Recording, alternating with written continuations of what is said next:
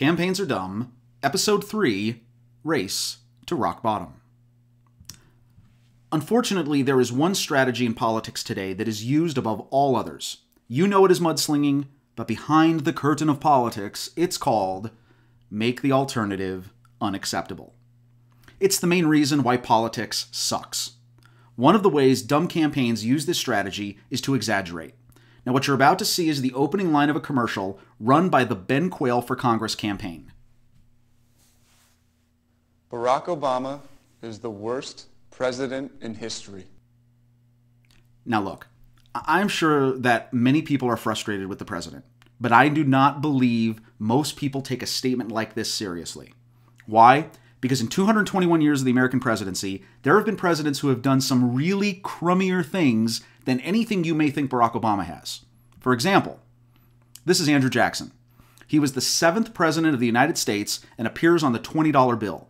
Now, to his credit, President Jackson reduced the federal debt to its lowest amount since the whole thing began in 1791, and that's cool. Unfortunately, he also almost destroyed the U.S. economy by the end of his presidency during the Panic of 1837, which was brought on by his attempt to abolish the national banking system. A 5-year depression ensued.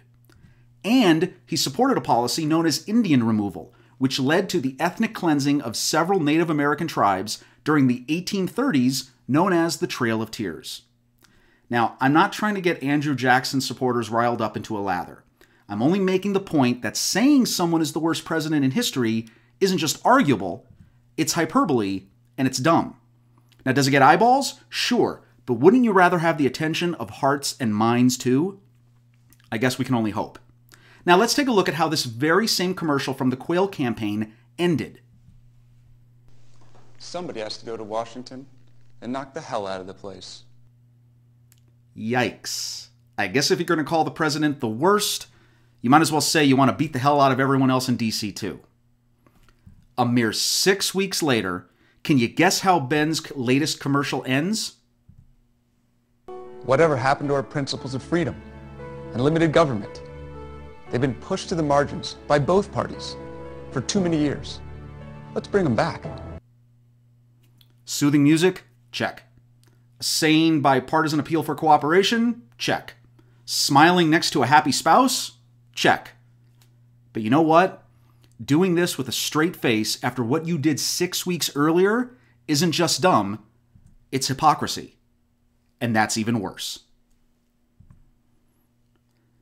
Now, another way campaigns like to make the alternative unacceptable is to focus on the other guy. This is a portion of a commercial from Ben Quayle's Democratic opponent, John Hulbert. Ben Quayle's campaign picture touted himself as a family man with children, only they weren't his children. He denied writing a sex-steeped column for thedirty.com, then admitted he had. No wonder Quayle once said, "My moral compass is so broken, I can barely find the parking lot." Now look, I'm not a fan of negative campaigning. And this commercial did close with some positive stuff about the candidate. But it's still just as dumb as the stuff we've already seen. Look, the sad truth is Ben Quayle brought a lot of this on himself. Yes, that mailer did make it look like those were his kids. And yes, he lied when he was initially asked about his involvement with that website. It still doesn't mean you have to go there as an opponent. And when you do, it tells me that you're not completely sure you're the better candidate for the job, just that the other guy isn't. And that's dumb because now you both sound like the same guy. Now lastly, and this is one of my favorites, campaigns love to make their opponents guilty by association. Here's the closing segment of a current commercial being run by the Quayle campaign. Obama, Pelosi, Holbert, or McCain, Kyle, Quayle. Okay, I could try to explain why I think this is dumb, or I could just show you. Let's imagine you're running a similar ad for people who grow broccoli. It might go something like this. Cockroaches, toxic waste, cauliflower. Babies, flowers, broccoli. You know why people do this? Because it's easy. Making the alternative unacceptable to voters is far easier to do than providing a rational, sensible debate with respect. Sad, but true. Can you imagine two candidates coming together and intelligently laying out their strengths and ideas for people to consider? Then voters could see where they both share common ground to work together and solve problems, and also see what makes them different, so voters can make a sensible choice on who has the better ideas to move us forward. At the end of the day, who wins the race to rock bottom? Obviously, no one. So here's what campaigns can do. Instead of making the alternative unacceptable, why not just make yourself the better choice?